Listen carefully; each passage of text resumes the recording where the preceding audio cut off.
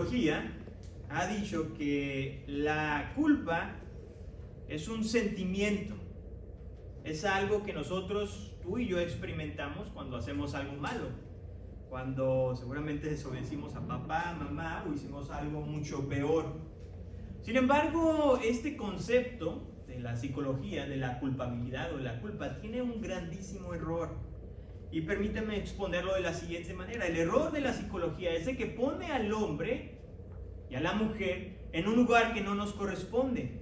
Nos pone como seres morales o como un supremo juez moral, en el que cada uno de nosotros finalmente decidimos lo que es bueno y lo que es malo. En palabras mucho más sencillas, lo que para mí es bueno, para ti es ¿qué? Malo. Y al final nadie vamos a decidir qué es bueno y qué es malo, porque finalmente cada quien decide lo que es. Pero por otro lado, le damos gracias a Dios por las Escrituras, pues en ella encontramos que Dios es el supremo juez moral. Y a diferencia de la psicología, quien nos dice que la culpabilidad o la culpa es un sentimiento, la Escritura nos dice que no es un sentimiento, es una condición. Y Dios, como el supremo juez moral, a cada uno de nosotros, ¿sí?, a ti te ha declarado culpable. Porque tú y yo hemos quebrantado su ley. Hemos quebrantado su ley. Por lo tanto, nuestra culpa o culpabilidad no se fundamenta en los sentimientos, en cómo yo me sienta. Permíteme decirte que esto es una excelente noticia y podrás preguntarte, ¿cómo es esto una buena noticia? Bueno, es una excelente noticia porque así como nuestra culpa no se fundamenta en sentimientos, también aquel que nos declara justos e inocentes delante de Dios, esta declaración no se fundamenta en cómo yo me siento.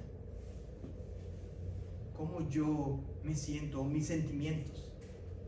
Porque aquellas personas que verdaderamente han confesado sus pecados delante de Dios, aquellos quienes se han arrepentido porque han entendido que han transgredido la ley de Dios y creen de todo corazón que el sacrificio de Jesús es más que suficiente para limpiarlos de todo pecado, sin importar cómo te sientas hoy, delante de Dios, eres declarado justo. Y permíteme decirte que esta verdad de la cual te estoy compartiendo, de la cual vamos a indagar más en esta tarde, es una verdad que se ve reflejada en la vida de Pedro, quien incluso a pesar de como le conocemos, el apóstol Pedro, el apóstol que escribió algunas cartas en el Nuevo Testamento, esta misma persona fue la persona que en los momentos más cruciales del Salvador decidió negarlo, y no solamente negarlo, sino que incluso bajo juramento y maldición dijo no conocer a aquel hombre. Así que esta es una excelente noticia, que tú y yo, el único que quita nuestra culpa es Jesús. La palabra de Dios dice ahí en Marcos capítulo 14, si puedes acompañarme con tu vista, Marcos capítulo 14 del 66 al 72. Dice, estaba Pedro abajo en el patio, dice, y llegó una de las sirvientes del sumo sacerdote. Dice, y al ver a Pedro calentándose, lo miró y dijo, tú también estabas con Jesús el Nazareno. Pero él lo negó diciendo, ni sé ni entiendo de qué hablas. Entonces Pedro salió al portal y un gallo cantó. Cuando la sirvienta lo vio de nuevo, comenzó a decir a los que estaban allí, este es uno de ellos. Pero Pedro lo negó otra vez. Poco después los que estaban allí volvieron a decirle, seguro que tú eres uno de ellos, pues también eres Galileo. Pero él comenzó a maldecir y a jurar, yo no conozco a este hombre de quien hablan. Al instante, un gallo cantó por segunda vez. Entonces Pedro recordó lo que Jesús le había dicho. Antes que el gallo cante 2 veces, me negarás 3 veces. Y se echó a llorar. Si pueden ir ahora conmigo, y vamos a leer el Evangelio de Juan, otro escritor que también relata la negación de Pedro. pero obviamente tiene una óptica diferente. Dice así Juan capítulo 18, del 15 al 18, y después vamos a saltar unos versículos 25 al 27. Simón Pedro seguía a Jesús y también otro discípulo. Este discípulo era conocido del sumo sacerdote y entró con Jesús al patio del sumo sacerdote. Pero Pedro estaba fuera a la puerta. Así que el otro discípulo, que era conocido del sumo sacerdote, salió y habló a la portera e hizo entrar a Pedro. Entonces la criada que cuidaba la puerta dijo a Pedro: ¿no eres tú también uno de los discípulos de este hombre?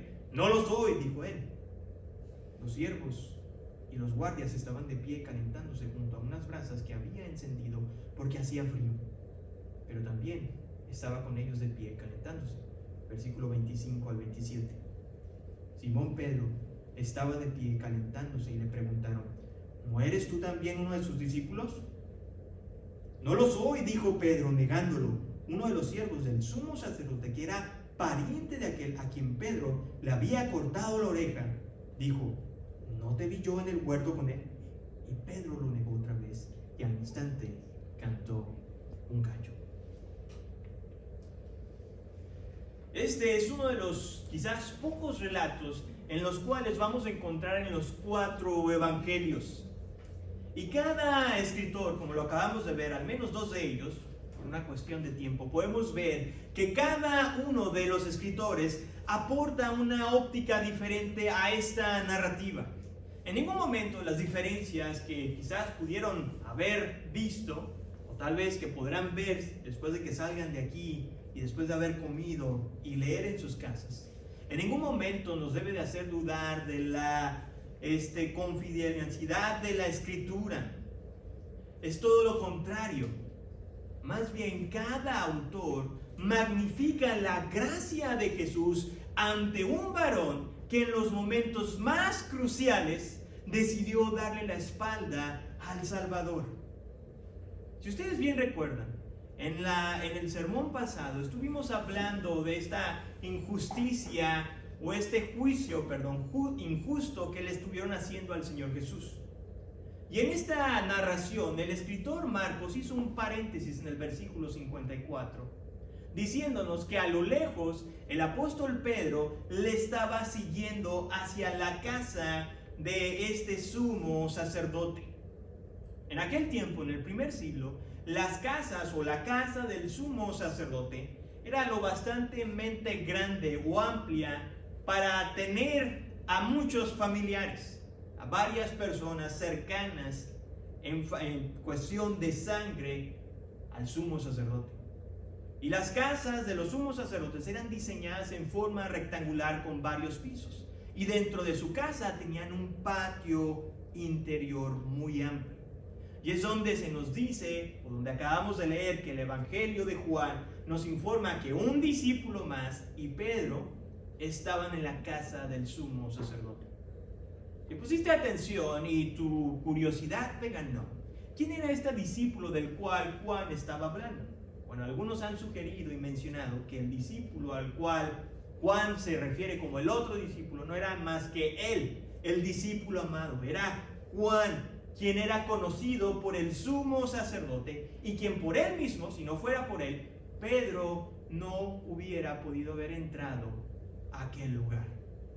Pero conforme avanzamos en nuestra historia y conforme vamos a ir analizando, debe de haber una pregunta inquietante, o al menos fue inquietante para mí, y fue la siguiente: si tanto Juan como Pedro estaban dentro de la misma casa, resulta intrigante que solamente a Pedro fue el único que se le cuestionó su relación con Jesús. A Juan no se le dijo nada, solamente a Pedro. Y quizás la respuesta la podemos encontrar unas horas antes. Resulta que en la cena del Señor, donde se encontraban todos los discípulos, Pedro, con un corazón orgulloso y quizás con un tono altanero, dijo al Señor lo siguiente: aunque tenga que morir junto a ti, jamás que te negaré. Palabras citadas del escritor de Mateo capítulo 26, 35. Definitivamente este varón tenía un problema ¿de qué? De orgullo. Y era necesario que este discípulo pasara por un proceso donde fuera humilde, pero obviamente que este proceso iba a ser un proceso tan doloroso que lo marcaría el resto de su vida. Se nos dice que cuando el Señor Jesucristo entró a juicio fue en la noche. Y es probable que en medio de la oscuridad y la atención de todas las personas que estaban en aquel lugar estuvieran simplemente enfocadas en lo que estuviera pasando dentro de aquel salón, que animaron al discípulo Pedro a entrar a esta cueva de lobos. Pues pensó que entraba con un perfil muy bajo. Sin embargo, fue solamente cuestión de tiempo para que ese perfil bajo con el que había entrado a aquella casa fuera descubierto. Y se nos dice la Escritura que este varón fue descubierto por una sierva del sumo sacerdote, quien le dijo: tú también estabas con Jesús el Nazareno. A menudo en la Biblia, sobre todo en los tiempos bíblicos, resulta que las personas se les identificaba con su lugar de origen o el lugar donde habían crecido. El Señor Jesucristo había nacido en Belén, pero gran parte de su vida, al menos antes de salir públicamente o hacer su ministerio público, pasó gran parte en Nazaret. Por eso constantemente vemos en las Escrituras que se le refiere como a Jesús el ¿qué? El Nazareno. Pero permíteme decirte que esta situación de relacionarlo a Jesús con Nazaret no era absolutamente nada halagador. Este lugar era un lugar tan pequeño e insignificante que muchas de las personas que eran de aquella ciudad o pueblo eran despreciadas. Incluso muchos de ellos se les veía como menos. Así que este comentario que esta mujer le hizo: tú también venías con Jesús el Nazareno, se debe entender más con un tono burlón y acusador contra Pedro. Ese momento tan incómodo y sobre todo inesperado que el discípulo estaba pasando fue el momento perfecto. Piénsalo de esta manera: el momento perfecto para poner a prueba aquellas palabras que unas horas antes él había dicho: aunque todo se aparte, yo sin embargo no lo haré. Era el momento perfecto de demostrar que aquella declaración que había hecho no fue una situación de sentimientos, sino que más bien era una situación de convicción. Y esto nos debe llevar a reflexionar lo siguiente: que la prueba que estaba a punto de pasar el apóstol Pedro, de la cual nosotros ya sabemos que falló, debe ponernos a pensar que Dios permite en nuestras vidas pruebas para poner a prueba nuestra lealtad. Dios permite en tus vidas tener situaciones difíciles para poner a prueba tu lealtad hacia Él. Definitivamente el alma fiel o el creyente que es fiel a Dios no solamente consiste en venir todos los domingos, en ayudar con mucho entusiasmo en las diferentes actividades que podamos tener como iglesia. No me malentiendan, dije no solamente, obviamente es parte de, pero no es solamente eso. Porque la fidelidad de una persona no se puede medir cuando todo está bien, cuando nuestra agenda personal marcha a la perfección. La verdadera fidelidad a Dios se mide cuando tú y yo permanecemos ¿qué? Fiel en medio de las adversidades. Cuando el dolor es un constante compañero en nuestra vida. Y que aún a pesar de esas situaciones de las cuales traen desconforte a nuestra vida, seguimos teniendo la capacidad de proclamar y de compartir las bondades de Dios a los demás. Esto me llega a preguntarte lo siguiente: cuando hay dificultades en tu vida, ¿permaneces fiel a Dios? Cuando hay situaciones difíciles en tu corazón, en tu familia, ¿sigues dándole gracias aún por estas situaciones? ¿O somos de aquellos quienes corremos tan rápido como sea posible para tratar de salvar nuestra comodidad o seguridad? El Evangelio de Marcos nos sigue hablando y diciendo que Pedro, ante este comentario inesperado de la sierva, dice que él negó al Señor Jesucristo, negó cualquier relación con Jesús. Ahora, déjame compartirte algo muy tremendo, o al menos que me llamó mucho la atención. Si ustedes se acuerdan, anteriormente hemos estado hablando algo del contexto cultural. Y resulta que en aquel tiempo la mujer, su voz o su testimonio no era mucho de fiar, porque tristemente no les daba el lugar que Dios le había dado. Por lo tanto, una mujer no se llamaba a un juicio para testificar. Y aunque esta mujer, lo que estaba acusando a este varón llamado Pedro, era verdad, Pedro no se tenía que preocupar en lo absoluto, porque el testimonio de ella, por ser mujer, era inválido. Sin embargo, el temor de morir o de ser relacionado con Jesús, lo más probable es de que hizo que esta situación cultural se le olvidara. Y optó por salir de aquel lugar para salvar su vida. Estaban a punto de atraparlo en la mentira. ¿Te acuerdas de alguna situación donde alguien estuvo a punto de atraparte en la mentira? ¿Te acuerdas de esa sensación de que tu corazón empieza a latir al máximo cada vez que alguien te preguntaba: ¿fuiste tú quien? Y termina en la frase: ¿fuiste tú quien agarraste las llaves de papá y te fuiste en el carro? ¿Fuiste tú quien agarraste el cambio que estaba ahí en la mesa? ¿Fuiste tú quien hiciste esta compra sin avisarme? Y la lista puede continuar. Pero incluso cuando nos estaban ahí, quizás estábamos acorralados, algunos de nosotros indignados empezamos a cambiar nuestro tono de voz, ¿verdad? Y quizás tratamos de demostrar seguridad porque nuestra integridad se estaba poniendo en duda. Y lo único que veíamos como solución era escapar de aquel lugar, porque entre más nos preguntaban, más se daban cuenta de que estábamos mintiendo. Y esto es prácticamente lo que quizás Pedro sintió en aquel momento, que la mejor opción para ese varón fue escabullirse de ese lugar, de abandonar el patio.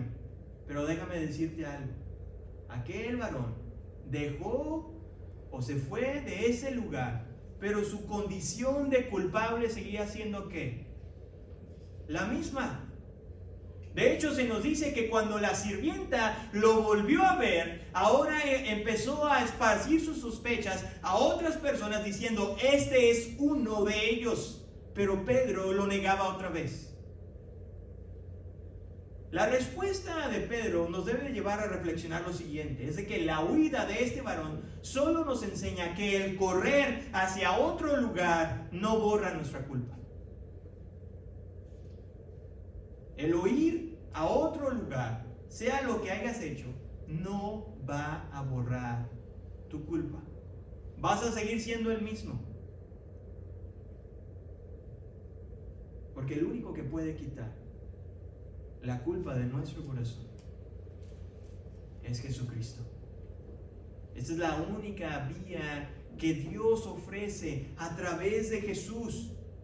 Sin embargo, muchos deciden rechazarla y deciden esconderse, huir bajo la careta de la hipocresía, de la religiosidad, donde ellos se sienten, quizás de alguna otra manera, creen que sus buenas obras son más que suficientes para acallar o para calmar su condenada alma. Otros corren hacia los brazos del éxito laboral y familiar, esperando que los reconocimientos que se les da quizás de vez en cuando sepulten esa culpabilidad, esa culpa que sienten a diario. Pero al igual que Pedro, cambió de lugar y lo volvieron a confrontar. estas personas de la misma manera podrán moverse a otro lugar, pero llegará el día y el momento donde de nuevo van a ser confrontados por las cosas que tú y yo hicimos. ¿Y sabes qué va a pasar? El ciclo se va a volver a repetir.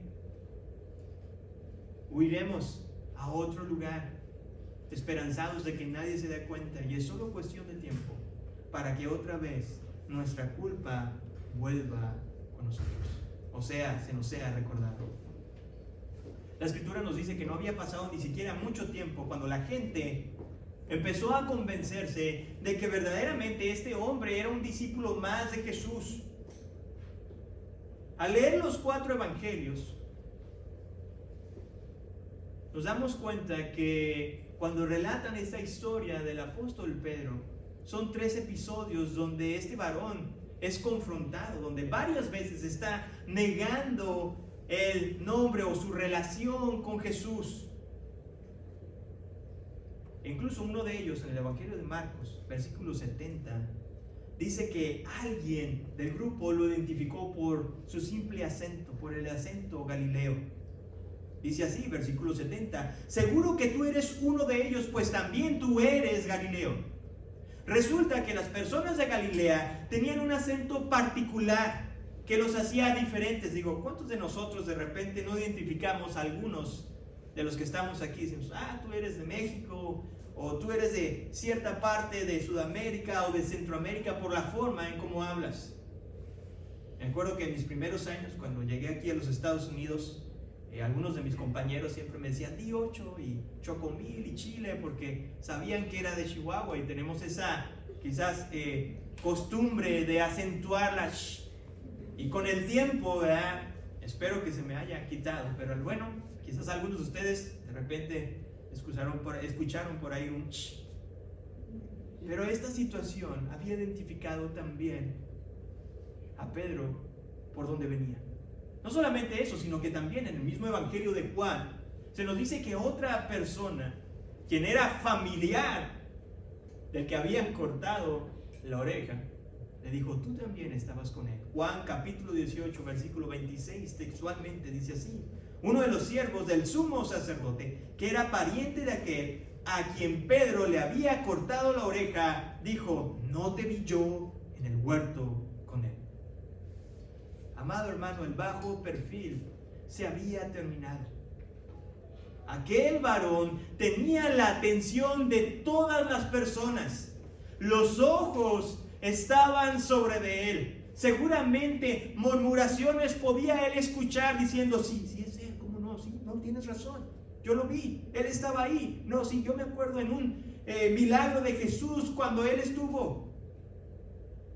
Hermanos, sin caer más en las suposiciones, pero entendiendo que Pedro era un hombre como tú y como yo, lo más probable es de que en aquel momento sus palpitaciones empezaron a acelerarse. Empezó a poner sudoroso y quizás a lo mejor a balbucear o a no poder articular sus palabras por lo nervioso que se sentía.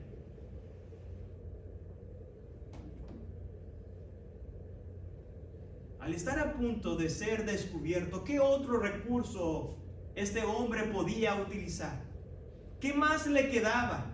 ¿Qué clase de argumento podía dar Pedro para que toda aquella gente que estuviera ahí disipara sus sospechas? Algunos de nosotros podríamos pensar, bueno, no, ya no lo hay. Bueno, resulta que sí lo hubo. Y fue maldecir y jurar. Pero antes de quizás de continuar, déjame darte un poco de contexto de quién era este varón. Este varón había caminado con Jesús durante 3 años. De repente, en algunas de las clases que he tenido el privilegio de estar con ustedes, hemos hablado que si tuviéramos la oportunidad de vivir en el tiempo de Jesús o vivir en nuestra época, algunos de nosotros hemos confesado que nos encantaría el vivir en el tiempo de Jesús, para poder escuchar, para poder ver lo que hizo, lo que nosotros ahora leemos y escuchamos cuando nos enseñan la Biblia.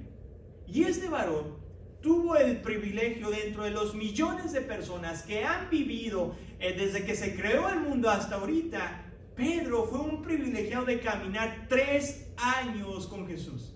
Y no solamente 3 años con Jesús, sino que dentro del grupo de los 12 estuvo o fue parte del grupo íntimo de Jesús. Y la Escritura nos dice que él fue el discípulo que confesó que Jesús era el Mesías. Pero ante la presión, ante la prueba de saber si era relacionado o si tenía alguna relación con Jesús, decidió maldecir y jurar que no conocía a aquel varón. Amado hermano, es muy probable, y amigo que nos acompañas, es probable que tú y yo no vayamos a vivir una situación similar a la de Pedro, al menos no en estos momentos y no en este país, por la libertad religiosa y por las leyes que tenemos que nos protegen. Pero eso es solamente cuestión de tiempo. Pero permíteme preguntarte lo siguiente. En el lugar donde trabajas, ¿saben las personas que eres cristiano? ¿Sabe tu familia que eres un seguidor de Cristo? ¿O has optado, como muchos, simplemente vivir la vida cristiana como un agente secreto, donde nadie sepa de tu fe y solamente se quede entre tú y Dios? O quizás has optado por la opción de que el cristianismo solamente parte o forma parte de tu estilo de vida consumista, donde vienes a la iglesia con la mentalidad a ver qué beneficios tiene. Quizás vengas porque hay buenas relaciones. Bueno, digo, sí, la iglesia obviamente, la iglesia no es perfecta, pero quizás en el lugar donde te estás desarrollando o las personas donde estás, moralmente tienen los mismos valores y te gusta relacionarte con esa clase de personas. Quizás vengas a la iglesia simplemente porque sabes que puedes tener una mejor conexión para tener una mejor oportunidad para trabajar, conexiones para un mejor empleo.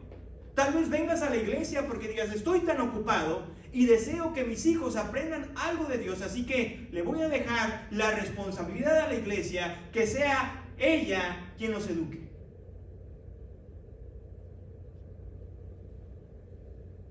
Hermanos, tal vez no somos o no hemos sido presionados como Pedro de esa manera, pero indudablemente estas y quizás otras razones nos deben de poner a pensar si realmente yo vengo a la iglesia porque mi corazón está agradecido por lo que Jesús hizo por mí en la cruz. Y si no tuviera todo lo demás, aún así estuviera dispuesto a venir porque Jesús murió por la iglesia. Esta situación que Pedro hizo en aquel momento como último recurso de maldecir y de jurar era una forma de salvarse.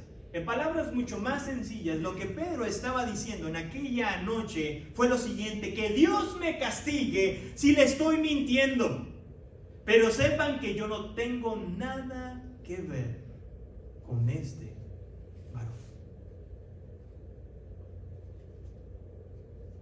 La escena de la cual les acabo de describir es una escena en sí dramática y dolorosa del saber que un seguidor, que un discípulo, un allegado de Jesús finalmente decidió abandonarlo en los momentos cruciales de su vida.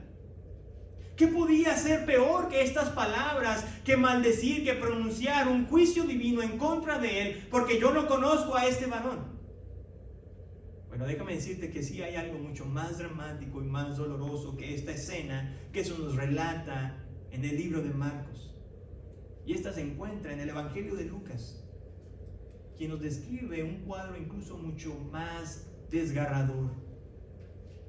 Mientras que Pedro declaraba con juramentos y maldición desconocer al Señor, Lucas nos da la impresión que el juicio de Jesús había terminado y lo estaban sacando del salón de donde estaba o donde había sido juzgado.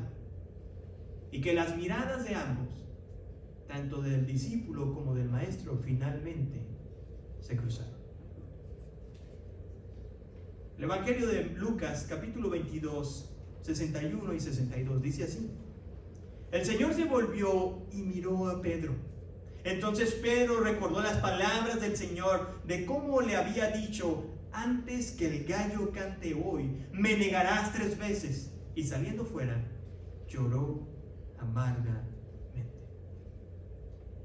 Hermanos, esta es una total paradoja, porque mientras que uno huía para salvar su vida, el otro iba encaminado a dar su vida en rescate por muchos. Algunos han mencionado que lo que Pedro vio en la mirada de Jesús solamente fue compasión y no condenación.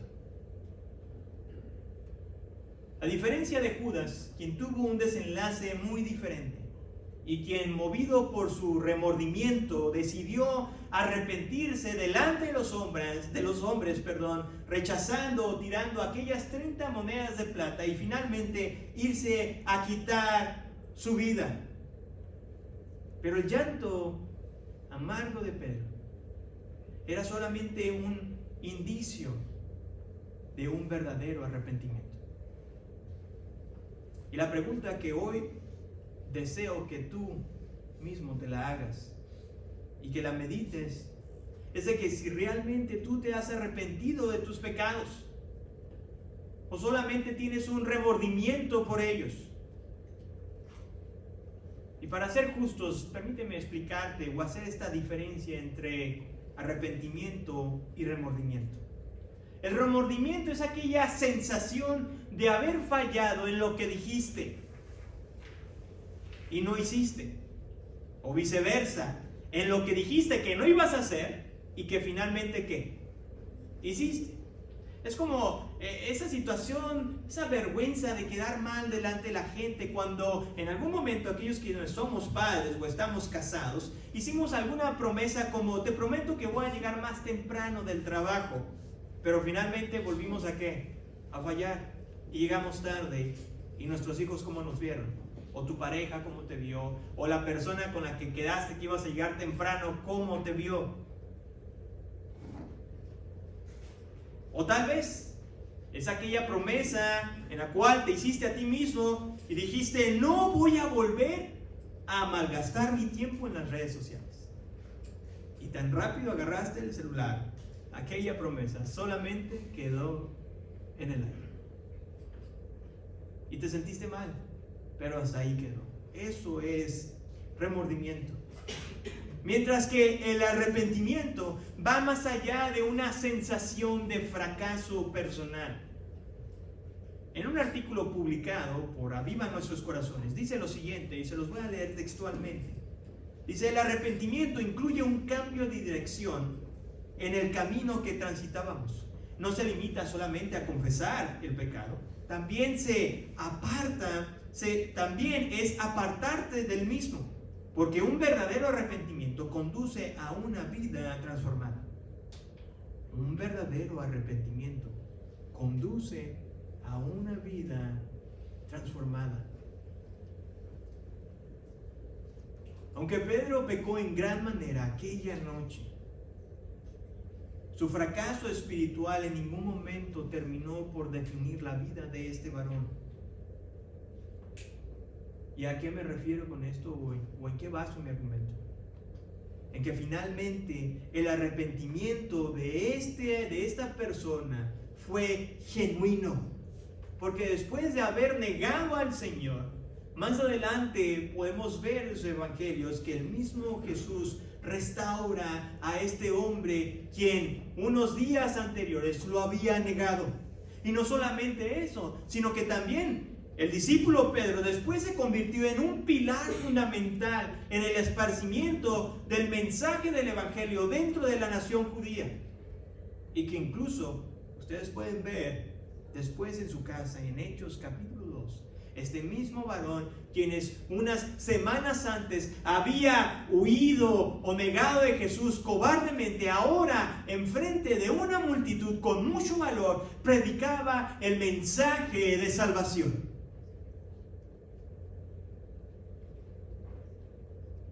La restauración de Pedro nos enseña un par de cosas. Y la primera es de que Dios es fiel y justo para perdonarte a ti de todo, escúchame bien, de todo lo que tú has hecho. Él es fiel y justo para limpiarte de toda maldad. No importa lo que has hecho en tu pasado. Solamente necesitamos buscarle con un corazón genuino y dolido por nuestros pecados. La segunda cosa que podemos aprender de la restauración de Pedro es de que Dios utiliza a sus hijos sin importar su pasado. Quizás una de las armas más poderosas que el enemigo Satanás tiene y utiliza en nuestra contra es recordarnos lo que tú y yo éramos antes de Cristo. Quizás algunos de los que estamos aquí abusamos del alcohol, abusamos quizás de la pornografía, cometimos adulterio, ya sea de una forma física o del corazón. O hicimos otras muchas cosas de las cuales a lo mejor nos da vergüenza hablar. Y que el enemigo sigue utilizando para que tú y yo no sirvamos a Jesús con todo nuestro corazón. Pero permíteme decirte algo, una buena noticia. Aquellos quienes han entregado su corazón a Jesús, aquellos quienes ahora son hijos del Rey, 1 Corintios 5:17 dice lo siguiente: de modo que si alguno está en Cristo, nueva criatura es. Las cosas viejas han pasado, y dice el Señor que he aquí, todas las cosas yo las hago nuevas. Esa es la nueva esperanza que tú y yo tenemos en Cristo. Que a pesar de lo que tú y yo antes éramos en Cristo, ahora somos unas nuevas criaturas. Y lo que antes nos perseguía ya no nos persigue más. ¿Sabes por qué? Porque Cristo pagó la deuda que tú y yo teníamos para con Dios. Pero también la restauración de Pedro no solamente nos enseña, sino que también nos advierte. El apóstol Pedro, se le dio el privilegio de escribir 2 cartas. Una de ellas es 1 de Pedro y la otra es 2 de Pedro. Y en la segunda carta, seguramente un hombre entrado ya en edad, maduro en su relación con Dios, escribió lo siguiente. 2 de Pedro, capítulo 3, versículos del 16 al 17. Por tanto, amados, sabiendo esto de antemano, estén en guardia, no sea que arrastrados por el error de hombres libertinos caigan de su firmeza.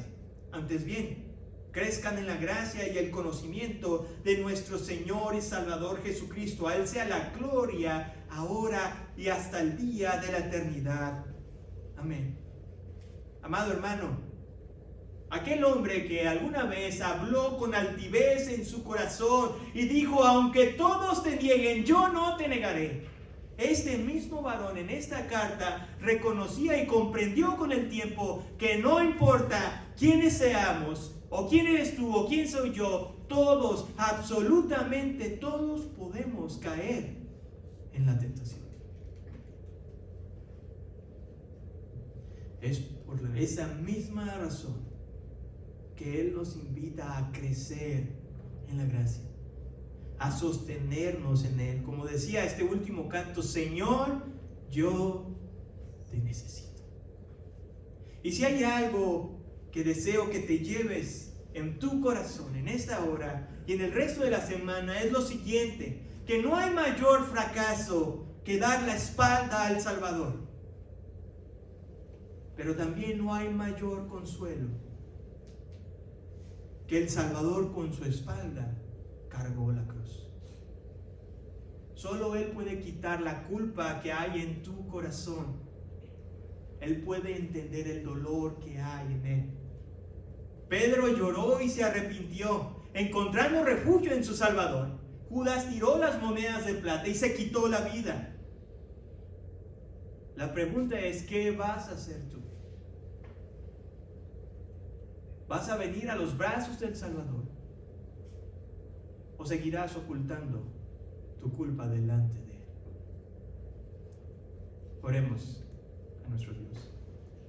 Señor, muchas gracias, Padre, porque en tu gracia y en tu misericordia, Señor, hombres débiles, Señor, como nosotros, como cada uno de los que estamos aquí, vino a Jesús a morir.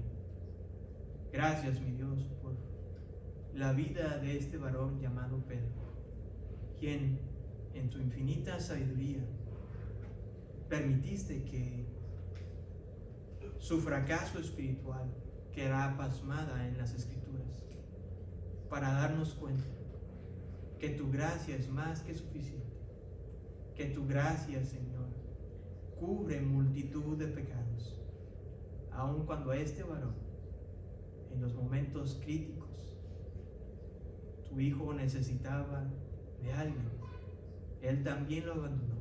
Finalmente tú también lo restauraste, mi Dios. Gracias, porque en eso podemos encontrar consuelo.